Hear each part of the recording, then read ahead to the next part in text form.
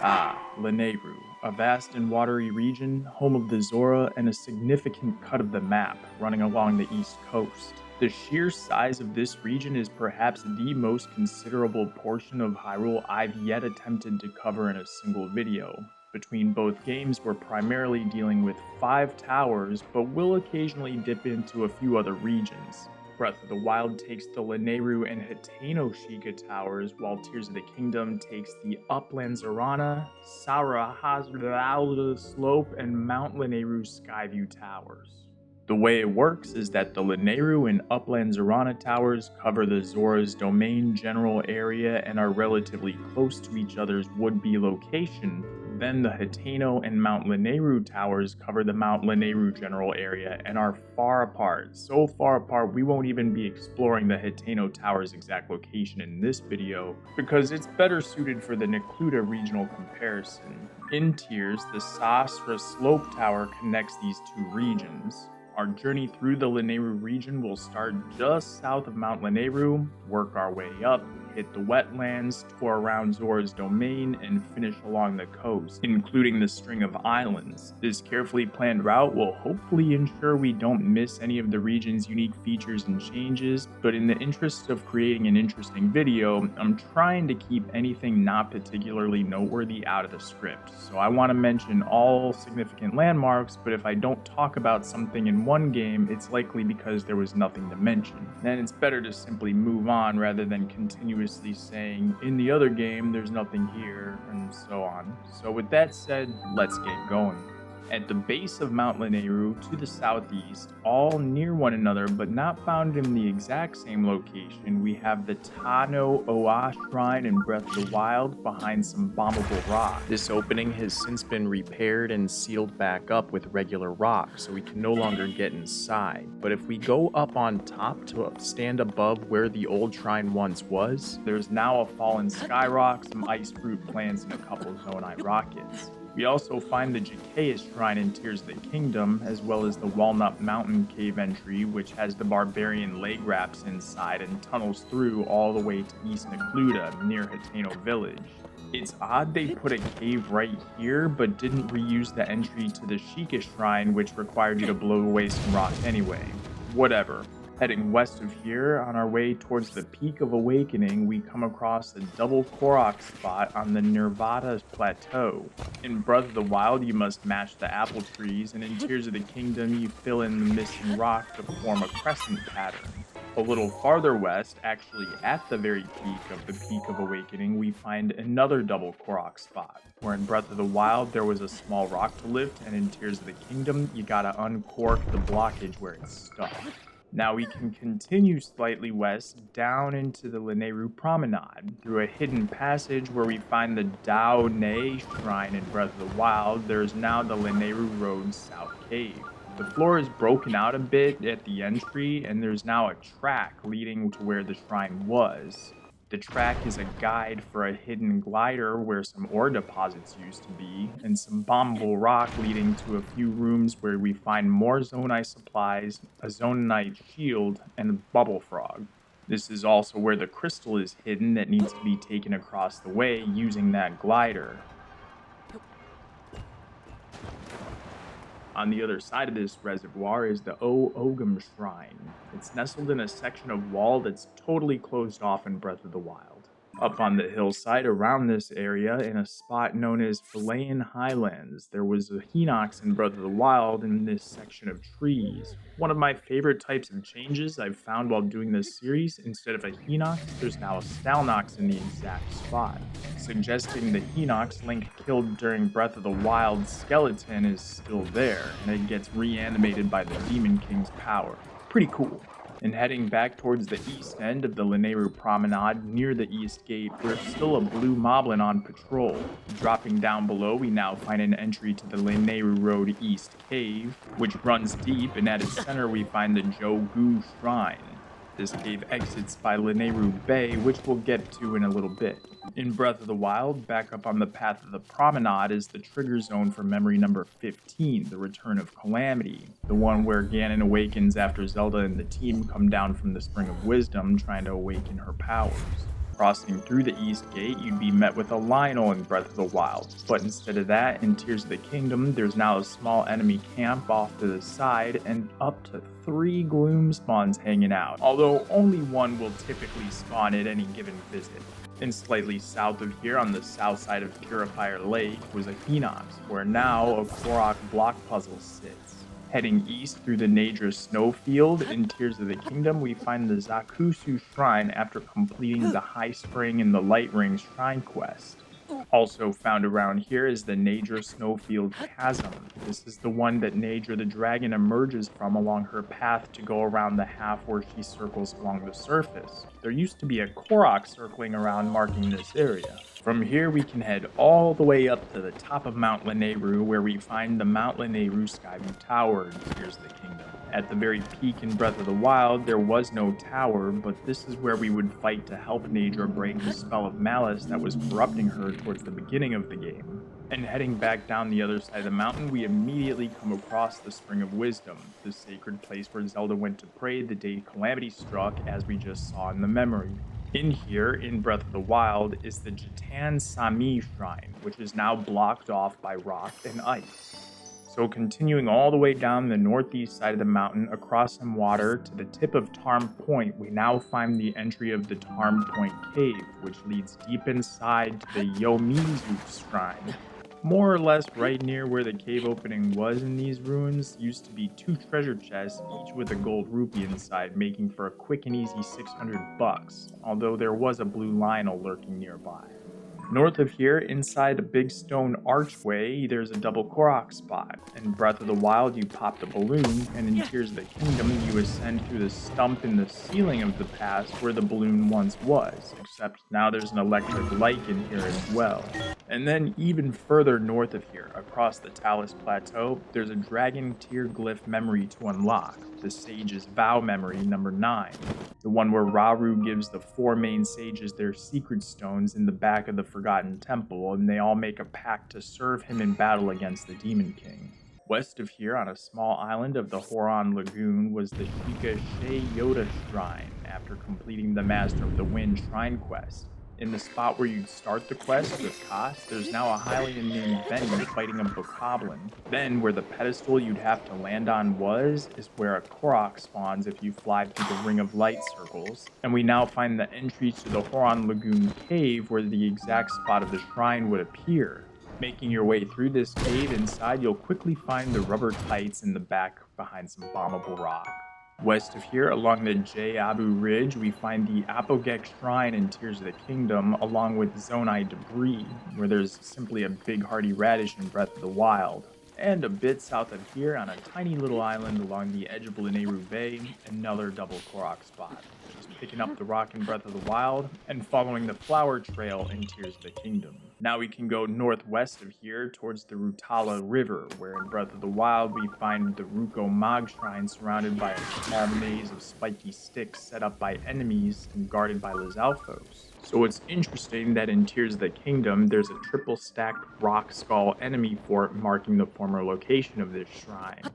Making our way along the Rutala River, getting closer to Zora's domain, in Breath of the Wild we find the Meza Lo Shrine after completing the Crown Beast Shrine quest. And in the tree directly behind it, there's a double Korok spot with a rock to lift on top of the tree in Breath of the Wild and a jar hanging from one of the branches to shoot with an arrow in Tears of the Kingdom. On the opposite end of this area, known as the Rabia Plain, Zonai Kurakat Shrine appears after casting a shadow to complete the Dying to Find It Shrine quest. This little plateau is shaped totally different in Breath of the Wild, meaning it's better shaped before the upheaval and didn't allow for a shadow to be cast across a gap because there wasn't a gap to begin with. Now it's time to head into the Lanayru Wetlands, a marshy area with several spots of drier land. Just south of it is a cave named the Byroad to Lanayru Wetlands, but since we're already here, this byroad would take us into West Necluda. In Breath of the Wild, there are offering statues that'll take an apple and give you a Korok seed here. And right on the shore of the wetlands is the Rakoka Hills Well, where we meet Moza the Hylian trying to open a restaurant specializing in making the most out of failed dishes. On the southernmost significant drier spot in the wetlands, appropriately named Shrine Island, we find the Daka Tut Shrine in Breath of the Wild, where we now find a small Lizalfos base on a fallen skyrock, which makes complete sense as Lizalfos were always present over here. So then heading up onto Gaponga Island, we find the Gaponga Village Ruins well. Down here there's a notebook on a table from Chef Ari Tamu talking about a dish that'll help with climbing in the rain. And then something I found interesting, a few gigantic skyrocks have fallen around here, each containing a treasure chest with different Zonai devices. One has portable pots, another contains 3 hydrants, and a third has rockets, etc. Then there's Zaouz Island, where we finally have a well that's not just aesthetic in Breath of the Wild, because it used to be used for a Korok when you drop the rock inside of it. You can now, of course, explore down here, where there's a Stalnox buried under a pile of bombable rubble. There's another well on the west bank of this area named Lanayru Wetlands well, which is purely aesthetic in Breath of the Wild, but down this one waits another enemy, a disguised Yiga clown who thinks he's tougher than he really is. And using the Hylia River as our border heading west, we find the Wetlands Stable with the Tuka Rock Shrine nearby in Tears of the Kingdom, and the Kayawan Shrine in Breath of the Wild. There's a Korok seed on a rock surrounded by thorns in Breath of the Wild where the Zonai Shrine was, but nothing in Tears where the Tuka Shrine was, making this spot feel a little bit empty. There are, however, 2 wells to explore over here, and they connect underground to form one tunnel, but in Breath of the Wild there were no wells at this stable at all. Heading north of here, we have the Rabenay Bridge Cave, where inside there's nothing but a bunch of horriblins and low-value treasure, not to mention the bubble frog trapped in the ceiling. Northeast from here, inside the Krenel Peak Cave, which goes through and through once clearing a ton of bombable rock, we also find the Jojon Shrine. East of here, back towards the Lanayru Wetlands, we find the Moor Garrison Ruins well, which is cool because it dead ends and you have to ascend to find the treasure behind some bars. You can find this spot going down the stairs, but it's blocked off that way, so you must approach via the well, which does not exist in Breath of the Wild, nor does this little step-down area. It's all just covered over ground. It was much more of a bokoblin stronghold. Then on the shore, there's a pillar, and atop of it in Breath of the Wild, there was a treasure chest with 5 ice arrows. In Tears of the Kingdom, there's a pinwheel that spawns 3 balloons to shoot for a Korok seed. And on the little island we can see down below from here, there was the Shika She Rata shrine surrounded by thorns. Now there's a somewhat elaborate enemy stronghold, still with a lot of thorn bushes. Too bad these little piggies built their house out of sticks. Then, crossing over the marshy land onto Murkay Island in Tears of the Kingdom, we find the Lanayru Wetlands Chasm. There's a double treasure chest spot in a small hidden area under some overhanging rock near here, where a gold rupee used to be is now opal. Both were guarded by enemies, definitely a downgrade getting the opal. And at the southern end of this island, we now find the John Sao Shrine, where there was nothing before. East of here, we find the quadruple entry accessible Bonnet Pond East Cave. It has 4 levels. The first floor goes through and through, and in Breath of the Wild, we see a decayed guardian where it exited by the waterfall in Tears. The second floor has a boss bokoblin gang guarding their Hylian prisoner, Hino, a thankful and well-fed blood moon connoisseur. At the entry of this floor, there are Boko camps in both games. The third floor is where we discover the Mayo Ike Shrine. There is no Breath of the Wild entry point, you can only get here via the Ascend ability. And the fourth floor drops down from inside an enemy fort established inside a giant skull. This is also where the Lanayru Tower once stood, an interesting switch. In Breath of the Wild, just north of here, on the other side of the now polluted Zora River, we find the So Kofi Shrine, where a Lizalfos stands on guard duty in Tears of the Kingdom. But a friendly Zora used to be chillin' next to a big hardy radish to guide you towards talking to Sidon. And speaking of the polluted water, right here where the road is temporarily cut off in both games is where the river is clean again due to a crumbled rock dam. Really, when you look at it, the way the water is flowing here on both sides makes no sense. The sludge should be building higher and higher, making a new reservoir of this area, or at least flooding over the dam. And the water on the other side should be dried out and not flowing at all, unless you're telling me that somehow these rocks are filtering the sludge and allowing only clean water through, but I digress. Right about here is where we get the beloved Sidon introduction in Breath of the Wild. Heading east of here, there's now the triple entry accessible Tabal Woods Cave. On the path there used to be a black Hinox in these woods. Now we find a gloom spawn instead. Inside the cave itself, there's nothing special, but somebody did build a walkway linking these entries that are now guarded by likes. During the Calamity days, this area was heavily guarded by Lizalfos, who guarded all 3 points at which the cave would eventually form. On the other side of the cave system is the Tabal Woods Well, which was another ball and chain Korok puzzle. When you drop down in tiers, you'll fall into a pool of water and easily spot an out-of-place rock blocking off a hidden hideout belonging to none other than our favorite underground dwelling chef, Ori Tamu, aka Food's dance partner. Then, northwest, in the distance, crossing back over the Zora River, we see there's a double Korok spot that works exactly the same in both games, where Link can examine the fairy lights at the top of this evergreen tree. Although double Korok spots are common, it's rare that we ever get 2 of the exact same Korok, and it's even more rare that we get the same exact puzzle. So far, it's unheard of that we would get the same puzzle and the same Korok, but I'm still waiting for it. Directly south, we find one of the cherry blossom trees, which have sprouted up and seem to be doing quite well in the years since Breath of the Wild. In getting back onto the road to Zora's domain, we make it to the Oran Bridge, where just before crossing it, there's the Oran Bridge Cave, which is not especially noteworthy, but it does have a spot to ascend through for the bubble frog in case you missed the hidden hole in the ceiling when you first enter. In Breath of the Wild, this future entryway is marked by a standard ore deposit.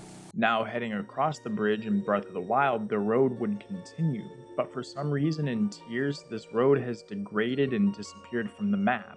It's somewhat odd, but following where it used to be, we come across Sidon's Learnings, Part 1, which used to be King Dorfin's Learnings, Part 1. You can pause the video or rewatch wherever you want to see what the difference is between what they say. Let's jump off the path again and head north to make our way to Release Pond. In Tears of the Kingdom, we also find the Release Channel, which has a lower and an upper entry, and features a cave running through deep, almost all the way to the Skyview Tower, where we find the Johnny Yu Shrine. In Breath of the Wild, at the base, there are some blue bushes and Hyrule Herb. Then back along the path and back across the river to the base of Ludo's Crossing, we find Ludo's Channel. And this one is somewhat deceiving. I thought you were supposed to use recall to ride the wooden boards up top, but you're really just supposed to make your way across to the room with the bubble frog, and that's it. On Ludo's Crossing itself, there used to be a moblin that would appear after getting a warning from Sidon, and in Tears of the Kingdom, a boss bokoblin is always on patrol.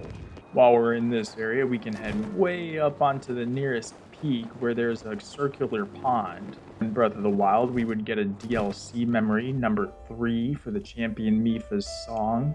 And in Tears of the Kingdom, there's some fallen Zonai architecture debris floating in this circular pond that we can drop down inside and explore like a makeshift cave or a well. Continuing up the rest of this road to where it ends and the Great Zora Bridge begins. Way down below on a little outcrop beneath the bridge, there used to be a treasure chest containing amber, and now there's a Korok underneath a rock.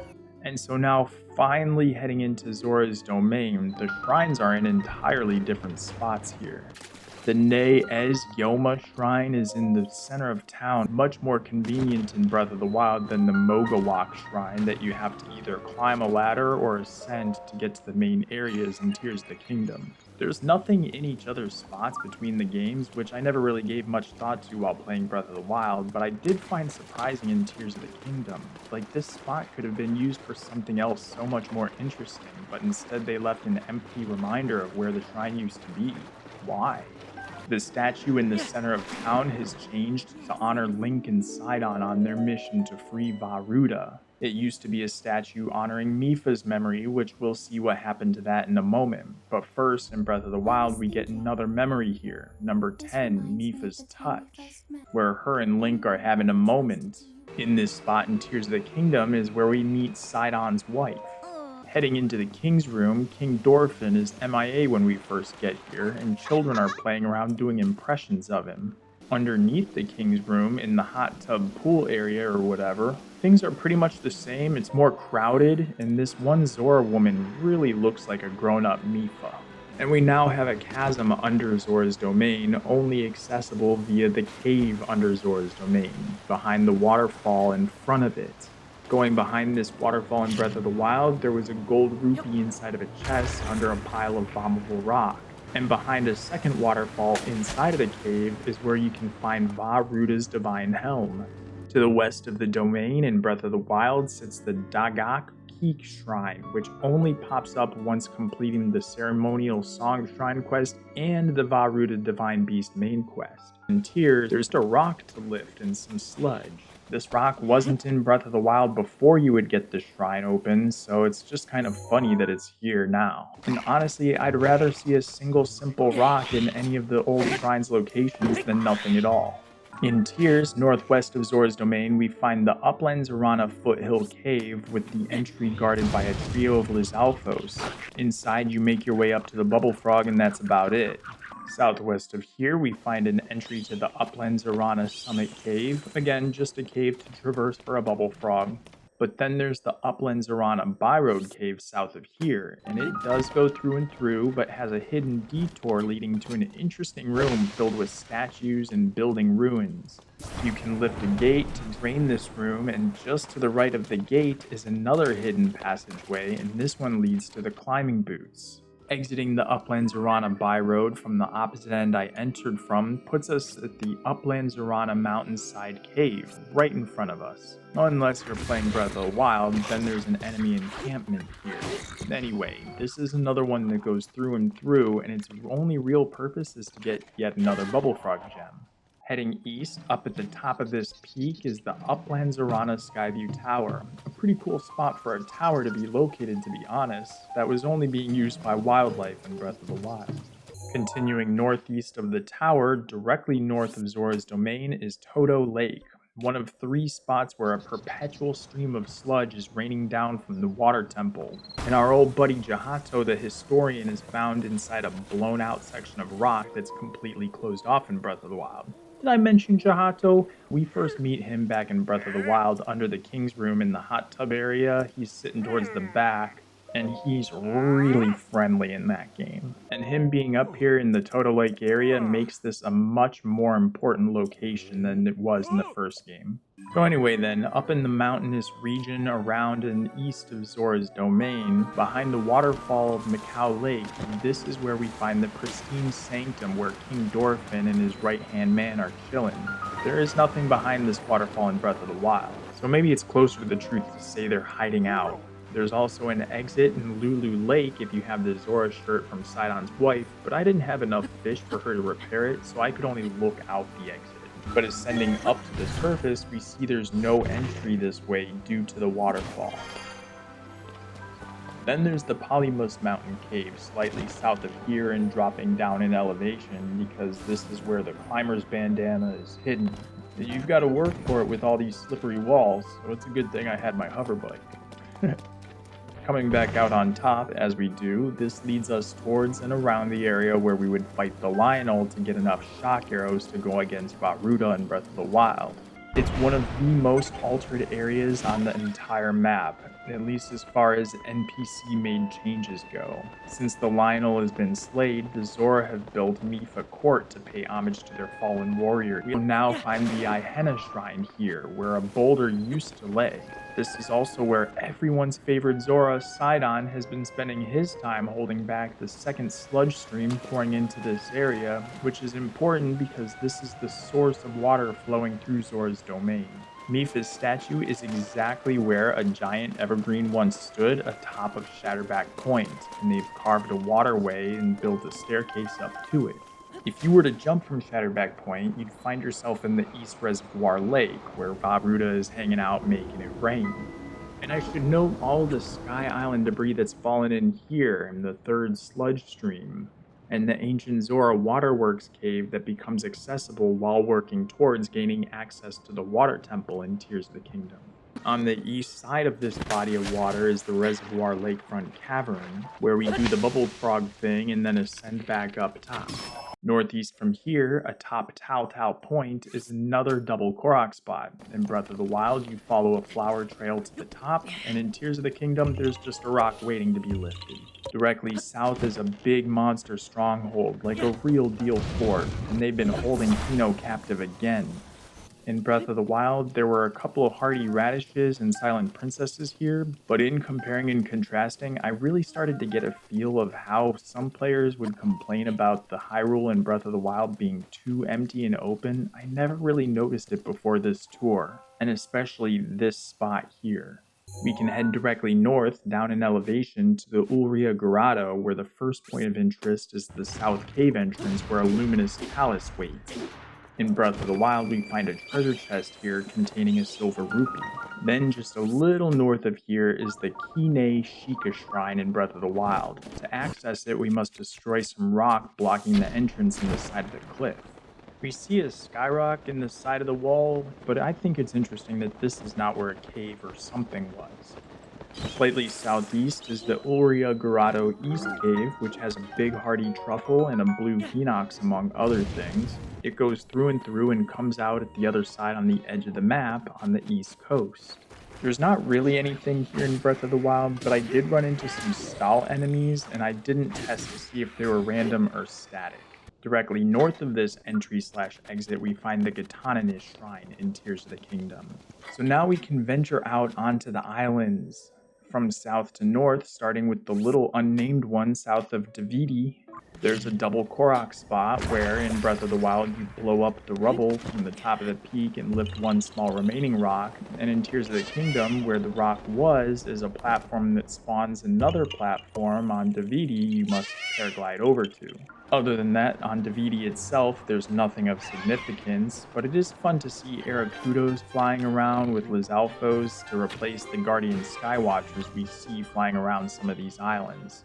So heading up to Knuckle Island, again, nothing of significance. Ankle Island, also nothing. And so then that brings us to Tingle Island, where of course there's something of significance here. In the exact spot where there used to be the Sheikah Ka Male Shrine, we now find the Tingle Island Chasm. There used to be a rock slab blocking the way, but this hole is wide open now, exposing the chasm, which I highly recommend you go exploring on your own time. And speaking of your own time, thank you so very much for spending it here with me watching this video. Your watch time adds up and helps support the channel immensely. And as a one-man show, it means more than I can say. If you want to help out even more, you can leave a like on this video. I'm also going to start comparing other things like the Sheikah Slate versus the Purapad, or the Great Sky Islands versus the Great Plateau, and all that kind of stuff. So look out for that, and subscribe to make sure you catch these videos when they come out. I'll be back as soon as I can, and until then, stay cool and always keep punching out there. Aloha.